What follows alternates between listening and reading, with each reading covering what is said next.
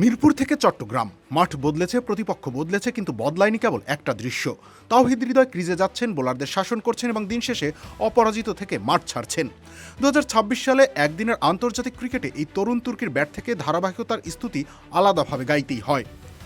গত মার্চে মিরপুরে পাকিস্তানের বিপক্ষে 28 এবং অপরাজিত 48 রানের ইনিংস দিয়ে ওয়ানডে ক্যালেন্ডার শুরু করেন হৃদয়। সেই ধারাবাহিকতা বজায় ছিল নিউজিল্যান্ড সিরিজেও। মিরপুরে প্রথম ওয়ানডেতে কিউইদের দেওয়া 248 রানের লক্ষ্য তাড়া করতে নেমে দলের ব্যর্থতার দিনেও উজ্জ্বল ছিলেন হৃদয়। খেলেছেন 60 বলে 55 রানের একসময়ের উপযোগী ইনিংস। পরের দুই ম্যাচেই বাঁচা মরার লড়াইয়ে অপরাজিত থেকে মাঠ ছেড়েছেন হৃদয়। বছরে এখন পর্যন্ত 6টি ওয়ানডে ম্যাচে হৃদয়ের পরিসংখ্যান বিশ্লেষণ করলে দেখা যায় তিনি 5টি ইনিংসে ব্যাটিং করার সুযোগ পেয়েছেন এবং 3বারই অপরাজিত থেকে মাঠ ছেড়েছেন। এর ফলে 2026 সালে তার বর্তমান ব্যাটিং গড় 97।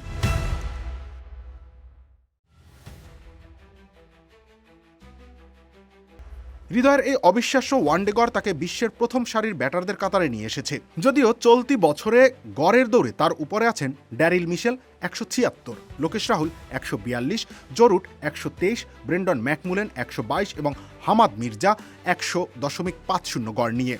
তবে বাংলাদেশি হিসেবে হৃদয়ের এই ধারাবাহিকতা বিশ্বমঞ্চে লাল সবুজের পতাকাকে নতুন করে চিনিয়েছে।